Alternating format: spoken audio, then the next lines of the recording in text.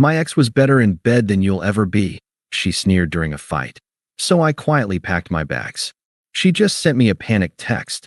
I'm pregnant, and he wants nothing to do with us. Hey viewers, before we move on to the video, please make sure to subscribe to the channel and hit the like button if you want to see more stories like this. Thanks.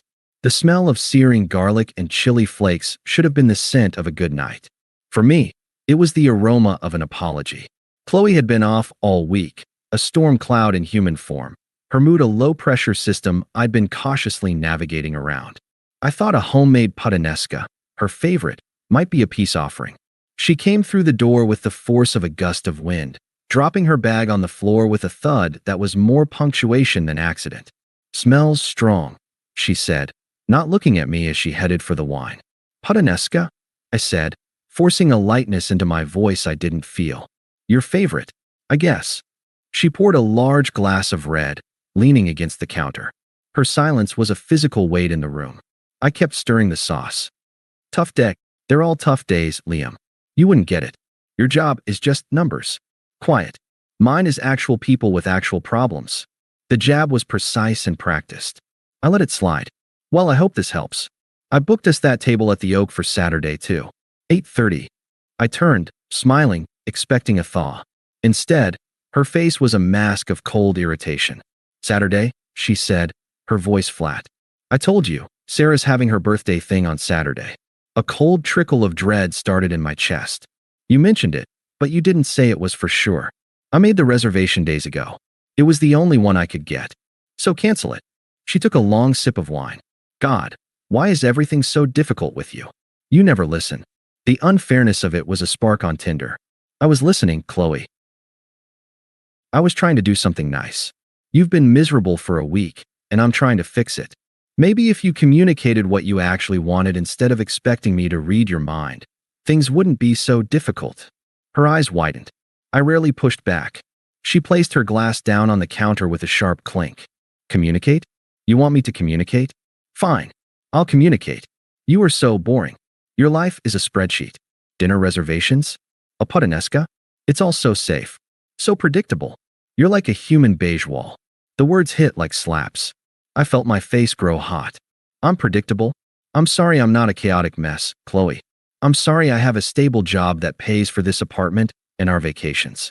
I'm sorry I remember your birthday and don't create drama for fun. See, she sneered, a triumphant, ugly curl to her lip. This is what I mean. You think stability is a personality trait. It's not.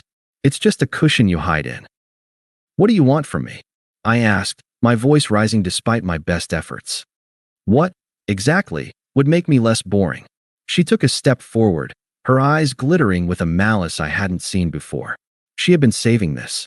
She needed a reaction, and she was going to get the biggest one she could possibly engineer. You know what the real problem is? She said, her voice dropping to a venomous whisper. You're just bland. In every way. I shook my head, a bitter laugh escaping. We're just having a fight, Chloe. This is what couples do. They fight. Fair? She laughed, a harsh, brittle sound. You want fair? Fine. I'll be fair. She took another step, closing the distance. Her gaze locked on mine. She was savoring this. My ex, Mark? He was a lot of things. Irresponsible. A mess. But he wasn't bland. He was passionate. He was animal. He was better in bed than you'll ever be. The things he could do. I've been faking it with you for months. Maybe longer. I've lost count. The world didn't slow down. It stopped. The sizzle of the sauce in the pan behind me became a distant, irrelevant noise. The air was sucked from the room. Every memory of intimacy we'd ever shared, every quiet laugh in the dark, every trusting touch, shattered and reformed into a grotesque joke. I saw them, in flashes I didn't want, her and this ghost of Mark, and I was the pathetic audience to my own humiliation. I felt the blood drain from my face. My hands, hanging at my sides, went numb. There was no anger. Not yet. This was too deep for anger. This was a surgical strike on my soul, and all I felt was the cold, hollow void left behind. I just looked at her. I watched the triumph in her eyes, the satisfaction of having finally drawn real blood. She opened her mouth, probably to twist the knife further. What, nothing to say? Can't handle the truth. But I was already moving. I turned my back to her, walked to the stove, and turned off the burner. The puttanesca was ruined, burned, and bitter. I didn't look at her again. I just walked out of the kitchen and down the hall to our bedroom, closing the door behind me with a quiet, definitive click. I didn't sleep. I sat on the edge of the bed, in the dark, and let the ice in my veins spread through my entire body. I didn't cry. I didn't rage. I just processed. The 7 years we'd been together played out like a movie on fast forward, and every scene was tainted now. Every "I love you" was a lie. Every moment of vulnerability was a performance. She didn't come to bed. I heard her on the phone later, her voice a low, excited murmur, probably telling Sarah how she'd finally put me in my place. I was an obstacle in her narrative, not a person. When the first gray light of dawn filtered through the blinds, I felt clean. Empty, but clean. The decision was made. It wasn't a decision to fight for or to argue about. It was a logistical problem that needed solving. I heard her shuffle to the guest room around 2 a.m. Good. At 7 a.m., I heard her alarm go off, followed by the shower. I waited.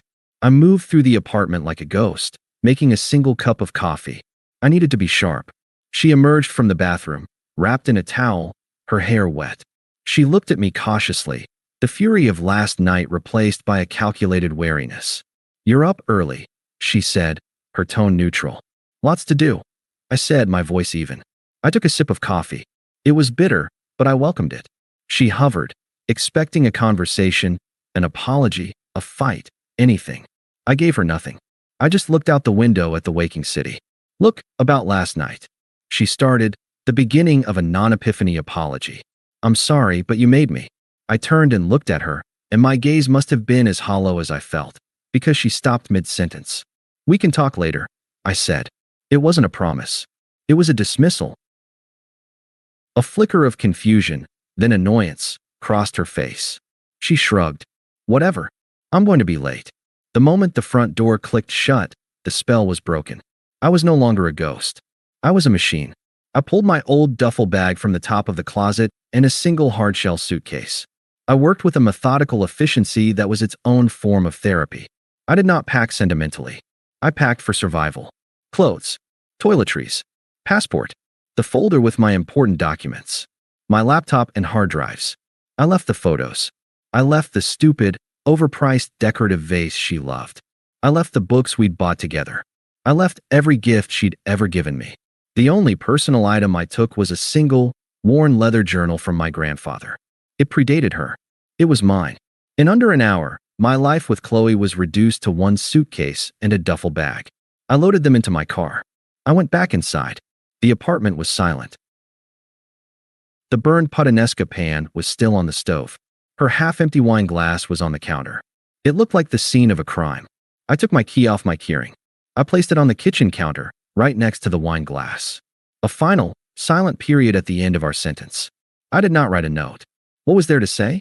Any words I gave her would be twisted, used as ammunition, or used to feed her drama. My silence was my statement. My absence would be my answer. I walked out, pulling the door shut behind me.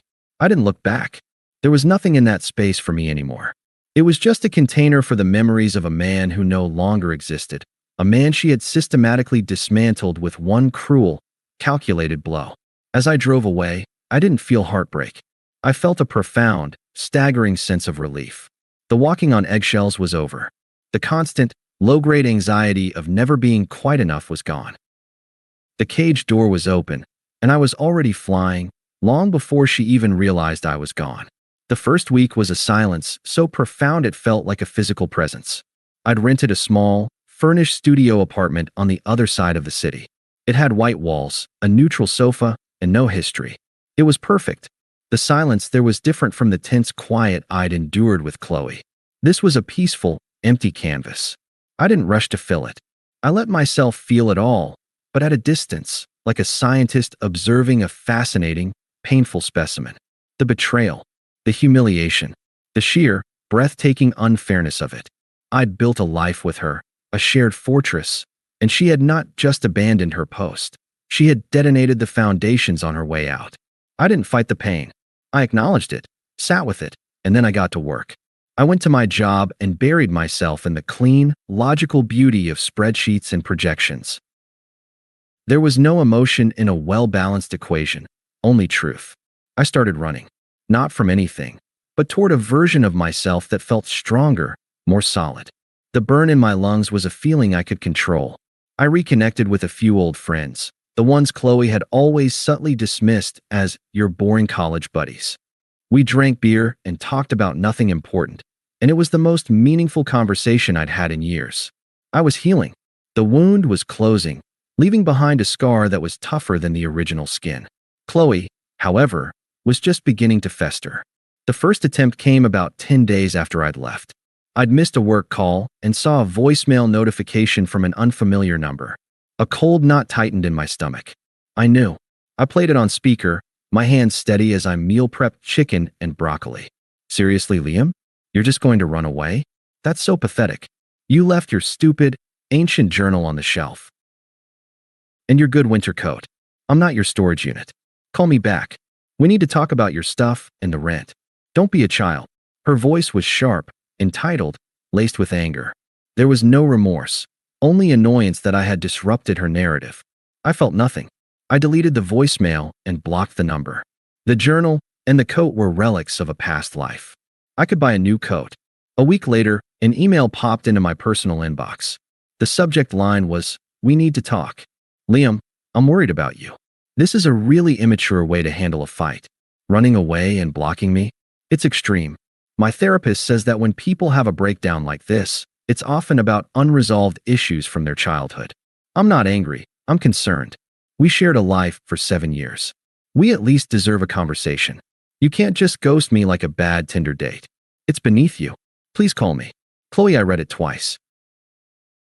The manipulation was so transparent, it was almost impressive. She was now the concerned, enlightened one, and I was the emotionally stunted project having a breakdown. She was trying to lure me back into the drama, to make me justify my own sanity. I hit delete. Then I created a filter to send any future emails from her address straight to the trash. The peace in my new life was deepening. I'd started learning guitar, the clumsy chords filling the quiet studio. I'd gone on a couple of casual, low-stakes dates. It was refreshing to talk to someone who didn't have a pre-written script for who I was supposed to be. Then, about a month in, my friend Dave texted me. "Dave, hey man, Chloe just texted me asking for your new number. She said it's an emergency. Everything cool?" I sighed. The siege was escalating. Me, all good here. It's not an emergency. Please don't give it to her. Long story, but we're done. Dave, no problem, brother. You got it.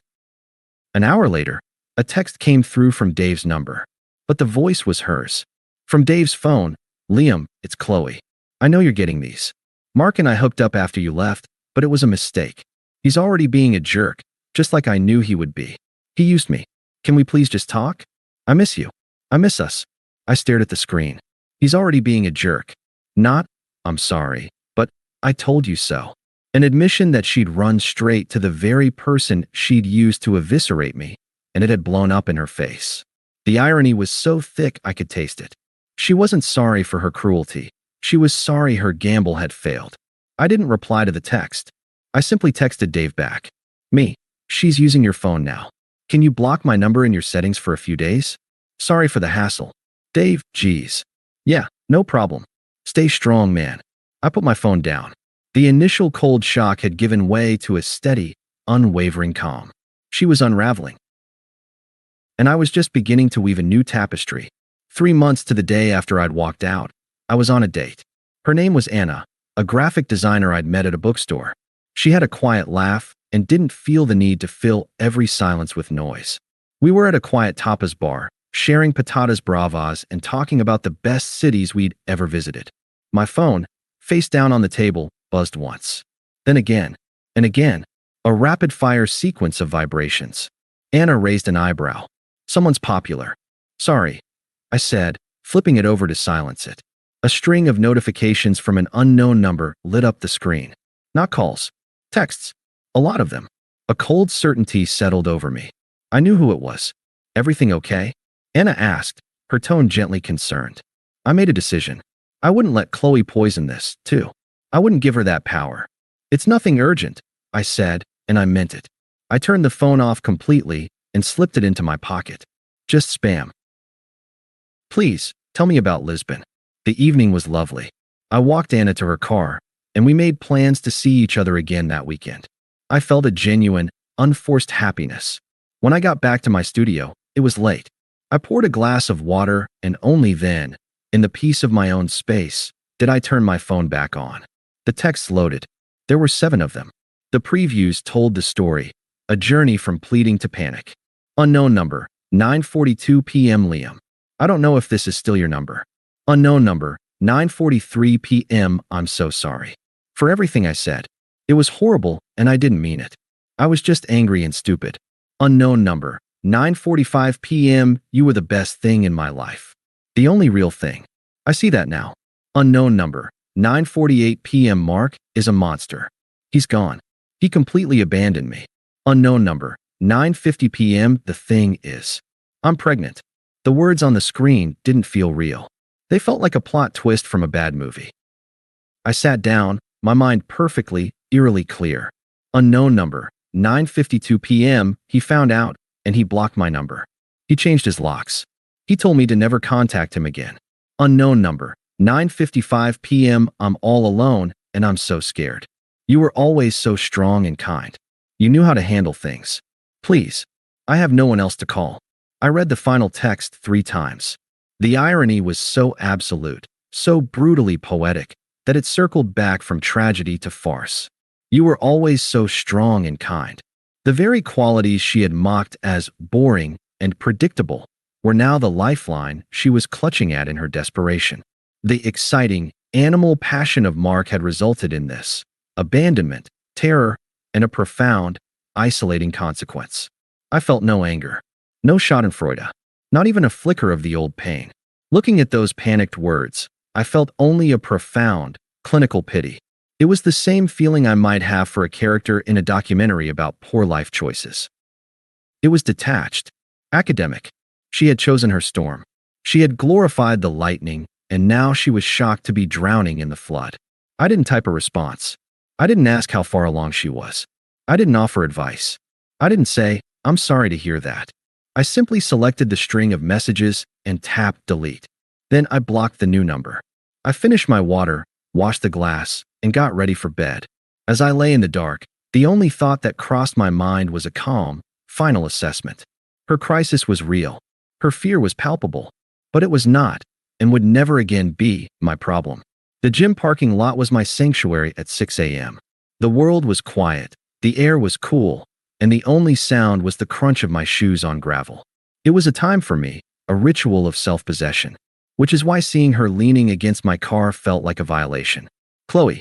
She was hunched against the morning chill, her hands shoved deep in the pockets of a coat I recognized. My old winter coat. The one she'd complained about in the voicemail. The irony was almost too much. She looked diminished. The glittering, cruel queen was gone, replaced by a pale, tired woman. There was a slight, undeniable roundness to her stomach beneath the coat. The reality of her situation was written on her body. I didn't break stride. I didn't speed up or slow down. I walked towards my car as if she were a stray shopping cart, an obstacle to be moved. Her eyes locked onto me, wide and desperate. Liam, thank God. You're here. Her voice was a frayed wire, buzzing with anxiety. I stopped a few feet away, my gym bag slung over my shoulder. I didn't say anything. I just waited, my keys in my hand.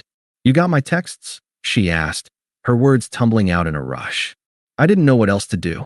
You weren't responding and I'm just so scared. I looked at her, my expression neutral. I received them. The flatness of my tone seemed to throw her. She blinked. And, Liam, I'm pregnant. The father abandoned me. You said you'd always be there for me. Her voice cracked on the last word, a performance of vulnerability that might have worked on the old me. That was a promise I made to my girlfriend, I said, my voice calm and measured, like I was explaining a basic contract clause to a difficult client. You ended that relationship the moment you decided to use intimacy as a weapon. The consequences you're facing now are yours and Mark's to manage. Her face crumpled. Real tears this time, born of panic, not performance. So that's it. You're just going to abandon me? I'm carrying a child. She gestured vaguely at her stomach, as if presenting evidence. I'm not abandoning you, Chloe, I said, and the truth of it was absolute. I disengaged from your life, by your own design, months ago. My responsibility to you ended when you showed me who you really were. The panic in her eyes began to curdle into something darker, uglier. The mask was slipping. You self-righteous bastard. You think you're so much better than me now? You're just going to walk away from your own. It's not mine, I interrupted, my voice still level, but with a finality that cut her off. We both know that. The timeline doesn't lie. You made your choice. You chose the animal. Now you have to live with the animal's consequences. The anger flashed fully across her face, her true colors blazing through the desperate veneer. You're pathetic. You were always a coward. You can't handle a real woman with real emotions. You just hide in your boring, safe little world. I almost smiled. There it was. The same script, the same insults, now wielded from a position of utter powerlessness. They had no sting left. They were just words. I sincerely hope you have a healthy baby and find the support you need, I said, and I meant it with the detached benevolence of a stranger. But you will not find it with me. My involvement in your life is over. I pressed the unlock button on my key fob. The car chirped. She was still leaning against it, so I stood, waiting. After a long, tense moment, she pushed herself away from the car, her body trembling with rage and defeat. I opened the door, threw my gym bag inside, and got in. I didn't look at her. I started the engine and pulled away. In the rearview mirror, I saw her standing alone in the vast, empty parking lot, a shrinking figure of her own making. I did not feel triumph. I felt nothing at all. And that was the greatest victory of all. The coffee shop was bustling with the lazy energy of a Saturday afternoon. Sunlight streamed through the large windows, catching dust motes dancing in the air. Anna was laughing, a real, unreserved sound that made me smile in return. We were debating the merits of different coffee roasts, a debate of absolutely zero consequence, and it was perfect. My phone buzzed on the table. I glanced at it. A text from Mark, my old college buddy, not the Mark. The subject line preview read, "You are not going to believe this." Ran into. I flipped the phone over, screen down. "Sorry," I said to Anna. "Work?" she asked. "No, just spam." It was the truth. Anything from that old world was digital spam, clutter to be ignored. Anna smiled, a warm, knowing look in her eyes. She didn't pry. She never did. That was one of the 1,000 things I appreciated about her. We existed in a present that was unhaunted by the past. Later, after I'd walked her home and we'd made plans for dinner the next week, I checked the text. "Mark, you are not going to believe this. Ran into Sarah at the grocery store. The gossip mill is wild. Apparently, Chloe had the baby. A little girl. She's living with her parents out in the suburbs. It's a whole thing. Anyway, hope you're well, man. Let's grab a beer soon." I read the message. The name, Chloe, felt distant, like remembering a character from a book I'd read long ago. There was no tug of nostalgia, no pang of residual hurt, just a faint, clinical interest in the conclusion of a story. I typed back a reply. "Me, sounds tough. Hope she's doing okay. And yeah, beer next week sounds great. Tell Sarah I say hi." And I did hope she was doing okay, in the same way I hoped the barista who'd been having a rough morning was doing okay. It was a generic, human wish for another person's well-being, entirely divorced from personal investment. I put my phone away and looked around my apartment. My guitar was leaning against the sofa. A hiking guide for a trail Anna and I were planning to tackle was on the coffee table. The silence was peaceful, owned, and full of potential. Chloe was a closed chapter. A lesson learned. The boring, safe man she'd mocked was now living a life of quiet, profound joy. A life he had built deliberately and without her. The exciting, animal passion she'd chosen had left her with a child, a broken spirit, and a room in her parents' house. The ultimate power wasn't in getting revenge. It wasn't in making her see. It was in the simple, unassailable truth that she no longer factored into my happiness. Her existence, her struggles, her consequences, they were all just background noise in a song I was no longer listening to. I was free, and the view from here was anything but boring. Thanks for watching. Make sure to subscribe to the channel and hit the like button. What do you think about this story? Share it in the comments.